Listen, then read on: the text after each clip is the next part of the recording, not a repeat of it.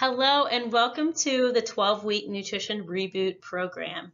My name is Caroline Waters, a registered and licensed dietitian, certified personal trainer in the Columbia, South Carolina area, and I am going to be narrating you and guiding you through our 12-week nutrition program, where we're going to change your nutrition habits for good so it sticks long-term and you can stop all the fad diets and listening to all the confusing misinformation out there.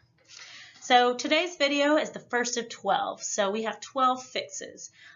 So this one talks about replacing sugar, refined flour, and processed foods with whole foods to help our body burn calories. So we all know that sugar's not so good for us and it's much better to have whole unprocessed foods, but we're going to dive into the why behind it. So let's get started. All right, so what we see here is commercial pancake syrup. Very common in our households. It's speculated that 70% of homes eat this commercial pancake syrup for their pancakes, waffles, French toast, and crepes, etc. So how many ingredients do you think this product has? As you can see here, this is quite a long ingredient list for just some pancake syrup. The first two ingredients are two different types of sugar. Corn syrup and high fructose corn syrup, both highly refined, highly processed sweeteners that can lead to inflammation, weight gain, possibly diabetes, which we'll talk about later on. And then of course it has additives and artificial, natural flavors, preservatives that we don't necessarily want to be consuming regularly. In comparison, this is pure maple syrup. How many ingredients on the list? Just one, pure maple syrup. So this shows you cut back on ingredients. Maple syrup is a much healthier sweetener if you're eating waffles or pancakes, and we'll go through kind of why we want to cut back on these highly processed sugars. Sugar is empty of nutrients and is a concentrated source of unhelpful calories that rush into our bloodstream too quickly. Our body produces an influx of the hormone insulin to handle this sugar rush. This insulin surge then promotes fat cells to go into fat storing mode rather than fat burning mode. So it's essentially trapping the calories consumed inside the cell and creating fat. The body then responds with more hunger, more cravings, especially for processed carbs, because those trapped calories aren't being used or available for energy. This cycle then repeats over and over and over again. That rush of sugar, the influx of insulin, fat is being stored rather than burned, and then a huge drop causing more cravings and more hunger, and that roller coaster continues. Over time, this cycle continues, leading to obesity and inflammation, along with many accompanying health problems like type 2 diabetes and heart disease. Refined white flour in bread, crackers and baked goods, desserts, as well as white potatoes, French fries, and white rice lack the fiber and valuable nutrients our bodies need, and they also put our body in this fat storing mode like sugar. Don't feed the bad bacteria. Just like we shouldn't feed the bears, we shouldn't feed our bad gut bacteria. We are learning that sugar and processed foods do exactly that. Our microbiome in our gut is comprised of trillions of living bacteria that are very vital and critical to our health and well-being. Our microbiome has already been compromised by antibiotic use, sedentary lifestyle, poor dietary choices like a diet high in sugar and low fiber, and even our mother's poor gut bacteria. So don't feed the bad bacteria by eating a diet rich in sugar and processed carbs. A quote from Gerard Mullen, Associate Professor of Medicine at Johns Hopkins. An imbalance of good and bad bacteria in the gut is associated with an increased risk of a wide range of diseases and conditions, including gallstones, colorectal cancer, asthma, autoimmune diseases and disorders, diabetes, mood disorders, and Parkinson's disease. So while I'm advising you to cut back on sugar and highly refined and processed carbs, we don't want to just cut things out. We want to give you healthier options as well. The healthiest sweeteners for us are whole food sweeteners that deliver vitamins, minerals, phytonutrients, and fiber along with that sweet taste. We want to eat whole foods in their natural form, and sweeteners are no exception. especially fruit, but even raw unfiltered honey, real maple syrup, and dark chocolate or cocoa are natural sweeteners that can help negate the bad effects of the natural sugar they contain. Whole fruit syrup is a great example of a healthier sweetener you can use at home. There's an excellent substitute recipe on foodswithjuice.com that I'll share with you all. And this syrup basically consists of blueberries, chia seeds, and a little raw honey or real maple syrup. So not only does it have natural sweetness from the blueberries, but the chia seeds also bring fiber and healthy fatty acids, omega-3s, which are great for cognitive function and prevention of heart disease. They also contain antioxidants. Blueberries also have a whole slew of benefits in themselves. They contain phytonutrients called anthocyanins, which are found in deep red, blue, and purple foods, and these have been shown to help keep blood sugar levels lower after eating a carbohydrate-rich meal by slowing down or inhibiting an enzyme that breaks down sugar. They have multiple other health benefits, these anthocyanins, but that's one specifically in regards to blood sugar levels. Like I said before, there's powerful nutrients in berries. These dark colors signify that they have phytonutrients and phytochemicals full of antioxidants, and like I mentioned before, anthocyanin helps to lower blood sugars. Raw honey is another great natural sweetener. It's loaded with vitamins, minerals, phytonutrients again, and living enzymes that have antiviral and antibacterial properties. But the honey must be raw to get all these beneficial nutrients. They're destroyed during heating and pasteurization, which occurs in commercially processed honey that will raise the blood sugar very quickly the way regular sugar does. So try to get that raw honey if you can. The glycemic index ranks carbohydrates in foods according to how they affect our blood sugar levels. So carbohydrates with a GI value of 55 or less out of 100 are more slowly digested, absorbed, and metabolized, therefore causing a lower and slower rise in blood sugar, and therefore lower insulin levels. And we know lower insulin levels keep fat cells in burning mode rather than the storing mode. Processed sugar and processed honey have similar glycemic index ratings, around 70 to 90. But in comparison, raw honey only has a GI of about 30 to 40. So it's much better for stable blood sugar levels, and it's also sweeter than other sugars, so you can use about 25% less than sweetening your foods and drinks. When using and consuming honey, just remember that you should never give any kind of honey to a child under 1 year of age. An infant's immune system cannot deactivate the botulinum spores found in honey. These spores may grow in the GI tract and produce toxins which will make the infant sick. As an adult, we carry the ability to deactivate those spores so we don't get sick, but remember, babies 1 year and younger may get sick from honey, so avoid giving it to them. We talked about pure maple syrup earlier. Once again, it's a healthier natural sweetener from trees that we can certainly use to sweeten baked goods, our coffee, our oatmeal, what have you. Remember, this doesn't include the commercially processed pancake syrups. So while the body breaks down the sugar in real maple syrup a little bit faster than it does raw honey, it still is slower in comparison than table sugar or processed honey. Its glycemic index is around 50.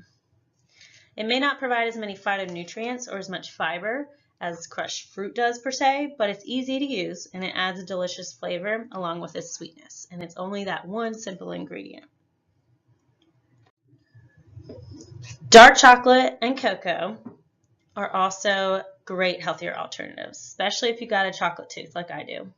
Unsweetened cooking cocoa can be eaten frequently. You can even add cocoa to your chili, and homemade desserts made with cocoa are better if they use a more nutritious sweetener and fat source. Dark chocolate does contain cocoa, but it also contains cocoa butter and sugar. So definitely be aware of what else is added in it and limit it to a small portion.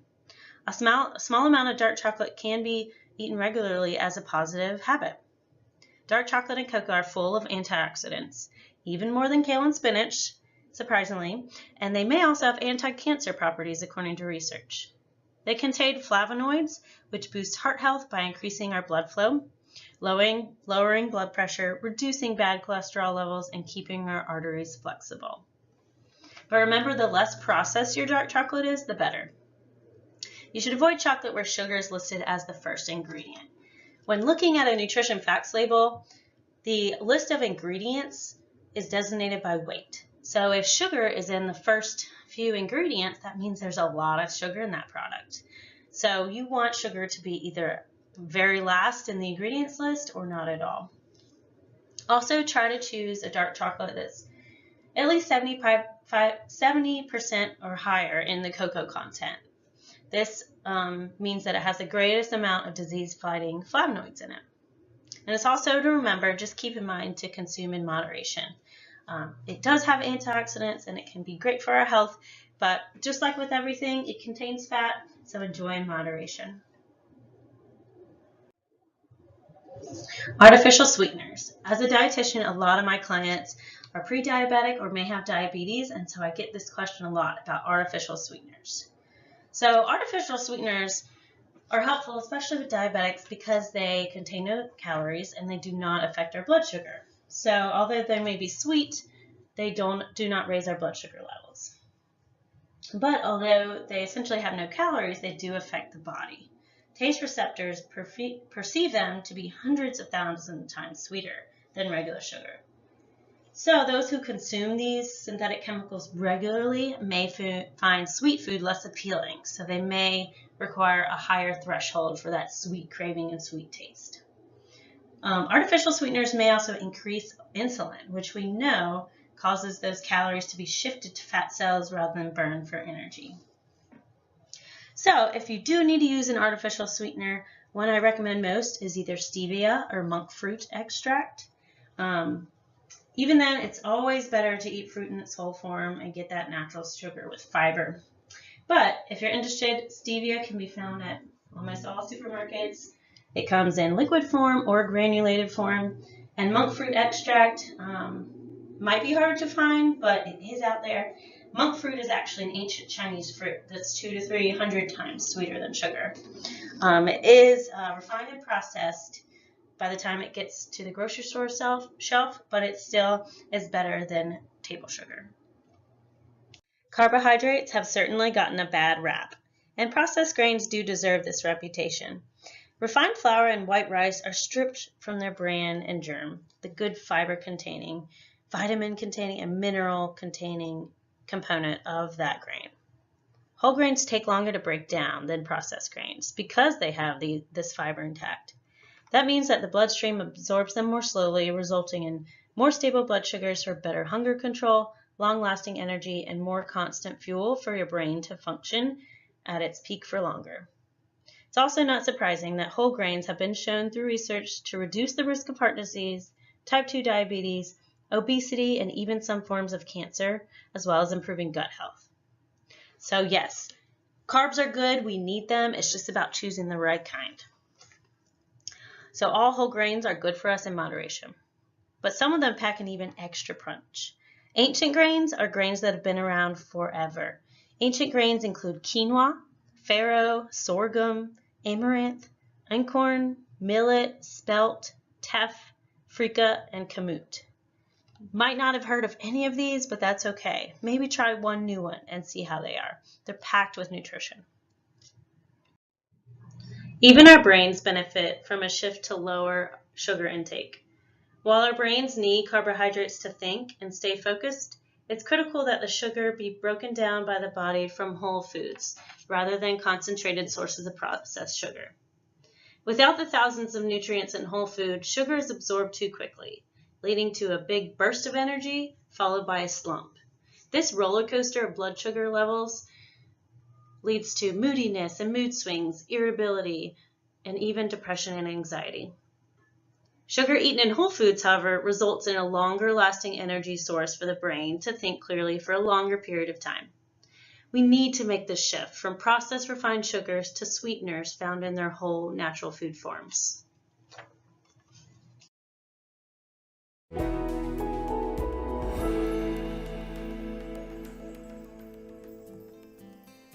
Fix 1 of my 12 Fix Lean Life Plan is to replace sugar, refined grains like white flour, and processed foods with whole foods closer to Mother Nature's package. Use crushed fruit and pure maple syrup to top pancakes and sweeten yogurt, not commercial pancake mix like this. Sugar and refined carbs break down and rush into the blood too fast, causing the body to respond with a big influx of insulin. Too much insulin at once puts your body in fat storing mode, so calories are more likely to get sucked into building fat cells rather than being burned off. Because these calories are locked up and unavailable, your body needs more for energy, as if you haven't eaten already. Consequently, you're hungry and craving more processed carbohydrates to create the cycle all over again. We want the calories to be used for energy, not stashed in our fat cells. Not to mention that sugar and processed foods cause inflammation and disease and feeds the harmful bacteria in our gut. So that's Fix 1 of my 12 fixes in my Lean Life Plan.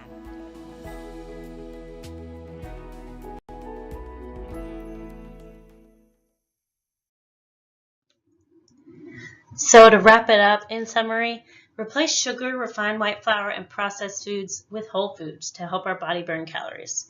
Swap out unhealthier sweeteners like sugar, high fructose corn syrup, and agave nectar with healthy sweeteners like whole fruit, raw unfiltered honey, or real maple syrup. Substitute refined flours with whole and ancient grains. And forego commercially processed food in favor of foods in their natural form as much as possible. I challenge you to let it go. Junk the sugar and processed food. Replace sugar, refined grains, or processed food items with the whole foods every day this week. Here's your action plan. Let's see what you can do.